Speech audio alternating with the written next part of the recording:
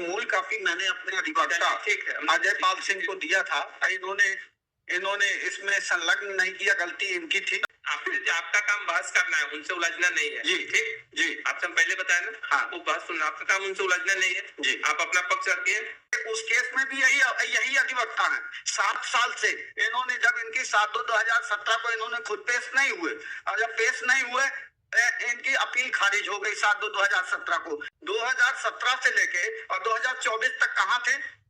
क्यों नहीं जवाब दे रहे हैं? 36/2017 में लोअर कोर्ट कटनी ने क्या किया? 10/6/4 के प्रकाशन को 10/6/7 3 साल बाद की डेट लिख दी, और लोअर कोर्ट ने ये गलती करी और मेरे को सजा सुना दी। उसमें रसीद नहीं थी, मेरे वकील ने अपने पास रखे हुए थे, और मैंने ओरिजिनल वाले को बता दीजिए, मेरिट पे सुन ले। रसीद जो वाले को मैंने मूल पे सुन लीजिए, अपने वकील को दिया था, और वकील ने सुन रहे, आप जितना पूछा जाए उतना बताइए जी। आपकी बात बता दीजिए, इनको सुन ले पहले। मेरे पास जो प्रतिकर राशि की जो रसीद की फोटोकॉपी पड़ी थी, मैं उस कॉपी को न्यायालय के समक्ष पेश कर रहा हूँ, और इसकी मूल कॉपी मैंने अपने अधिवक्ता अजय पाल सिंह को दिया था। इन्होंने इसमें संलग्न नहीं किया, गलती इनकी थी। मेरा ये कहना है कि ये रिवीजन पोस्ट ये रही है क्योंकि इनके खिलाफ अरेस्ट वारंट निकला हुआ है ट्रायल कोर्ट से। ये लगा नहीं, ऑर्डर शीट नहीं लगाई, इनको खुद जानकारी है इसकी मुझे। हाँ, इनके खिलाफ क्या निकला हुआ? अरेस्ट वारंट निकला हुआ है इनके खिलाफ, क्योंकि उन्होंने कंप्लाइज नहीं किया ऑर्डर का, अपील कोर्ट का। अपील कोर्ट का ऑर्डर देखे सर, पैरा नंबर 17। ये 4 साल से जब अरेस्ट वारंट के घर में गया है, जब भी आके इमरजेंसी में ये केस लगाया हुआ है 25 तारीख के लिए। सर इसकी सुन ले, पहले इनकी सुन ले। आपका काम बहस करना है, उनसे उलझना नहीं है। जी ठीक जी, आपसे हम पहले बताया ना। हाँ, वो बहस सुनना, आपका काम उनसे उलझना नहीं है जी। आप अपना पक्ष रखिए, बहस करिए और वो करिए जी। बिल्कुल नहीं उलझना है आपको जी। आपका काम अपना पक्ष रखना है। ट्रायल कोर्ट में कल के लिए केस फिक्स के खिलाफ अरेस्ट वारंट। आपको अपना जो बात कहना है वो बात कहिए, हम बात सुनने के लिए तैयार जी। इन्होंने जी कंप्लाइंस नहीं किया है और ना इन्होंने ये इस ऑर्डर का, तो इसके लिए रिवीजन मेंटेनेबल नहीं है, मेरा ये कहना है। अरेस्ट वारंट इशू है, कल के लिए डेट रखी गई है वहां पे, जब इनको नॉलेज हुआ 2019 से ये बाहर है सर। ठीक है, आपका और कुछ कहना है?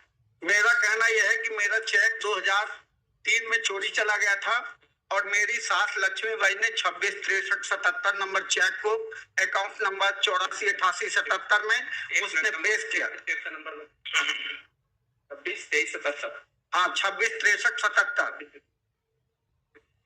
266377 को लक्ष्मीबाई ने ये पूरी चेक बुक मेरी सास चुरा लाई थी 2003 में, और जब मेरे को पता लगा तो मैं 2004 में 9/6/2004 को पुलिस को स्पीड पोस्ट के जरिए 9/6/4 को मैंने लिखित शिकायत पुलिस थाना मंदिर मार्ग को भेजी। 9/6/2004 को दैनिक मध्य प्रदेश पेपर समाचार कार्यालय कटनी में जा करके मैंने शुल्क 600 रुपए जमा किए, और 10/6/2004 का प्रकाशन कराने के लिए आम सूचना दैनिक मध्य प्रदेश समाचार पत्र में प्रकाशित हुई है। और स्टाफ पेमेंट के लिए एप्लीकेशन में 7/6/2004 को फैक्स के जरिए जीपीओ नई दिल्ली को भेजा था। और जब मेरी चेक बुक चोरी चली गई 2003 में, और मेरी सास जब उस चेक के बारे में खुलासा हुआ कि ये चोरी कर ली है, तभी तो मैंने लिखित शिकायत की पुलिस थाने को पहली शिकायत 9/6/4 को की। इसके बाद मैं पुणे थाना जब गया तो मैंने पूछा थाने वालों से कि जो मैंने 9/6/2004 को स्पीड पोस्ट के जरिए लिखित शिकायत दी है उसके ऊपर क्या कार्रवाई पुलिस ने की, तो उन्होंने कहा दिखाओ कौन सी शिकायत है। तो जब मैंने शिकायत दिखाया तो उस पर 24/7/2004 को उन्होंने रिसीविंग दी 24/7/2004 को, उसमें लिखित शिकायत में मुहर भी लगी हुई है। 9/6/4 का दैनिक मध्य प्रदेश पेपर का प्रकाशन का बिल भी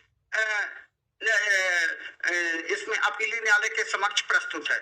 और मैंने नीचे की अदालत में लोअर कोर्ट में मूल दस्तावेज पेश न होने के कारण यह था कि MCRC 18/037/2014 या 037 हाँ 18/037/2014 मध्य प्रदेश उच्च न्यायालय जबलपुर में मेरी सास ने उसकी अपील फाइल की थी। उस फाइल में मेरे सारे दस्तावेज संलग्न थे। इस कारण से मेरे दस्तावेज लोअर कोर्ट में साक्ष्य के रूप में नहीं लिए गए। और जब मैंने 7/2/2017 को माननीय न्यायालय के समक्ष पहुंचा और ये इन्होंने अपील, ये उस केस में भी यही अधिवक्ता है। 7 साल से इन्होंने, जब इनकी 7/2/2017 को इन्होंने खुद पेश नहीं हुए, और जब पेश नहीं हुए इनकी अपील खारिज हो गई 7/2/2017 को। उसी अपील को इन्होंने 3672/2017 इन्होंने फिर रिस्टोर कर दी। 2017 से लेके और 2024 तक कहां थे? क्यों नहीं जवाब दे रहे हैं 36/2017 में? और मेरी 7 वक्त की जो चेक बुक है 84, 88, 77 नंबर की जो चेक बुक है, उसी चेक बुक के चेक 26, 63, 79 और 80 मेरे चचेरे भाई से 60 गांठ करके लिया है इन्होंने। और 2003 में जब मेरी चेक बुक चोरी चली गई, 2004 में मैंने स्टाफ पेमेंट के लिए एप्लीकेशन लगा दिया, लिखित शिकायत कर दिया, पेपर में प्रकाशन करा दिया। और मुकदमा जब चला तो लोअर कोर्ट कटनी ने क्या किया, 10/6/4 के प्रकाशन को 10/6/7 3 साल बाद की डेट लिख दी। और लोअर कोर्ट ने यह गलती करी और मेरे को सजा सुना दी। जब मैंने अपीली कोर्ट में किया, कटनी कोर्ट में, अपीली कोर्ट ने उसको जब गौर से देखा तो ये अपीली कोर्ट ने देखा कि प्रकरण बाद में प्रस्तुत हुआ है और प्रकाशन और चोरी की शिकायत स्टाफ पेमेंट के लिए ये सारे दस्तावेज पहले प्रस्तुत किए। और जब उसकी आर्थिक स्थिति का आंकड़ा जायजा लिया गया तो उसके अकाउंट में मात्र 3200 रुपए थे 1997 से लेकर 2002 के बीच में। और जब उसने मेरे चेक को अपने अकाउंट में इलाहाबाद बैंक में क्लियरेंस के लिए भेजी, उसके पास मात्र 38 रुपीज थे।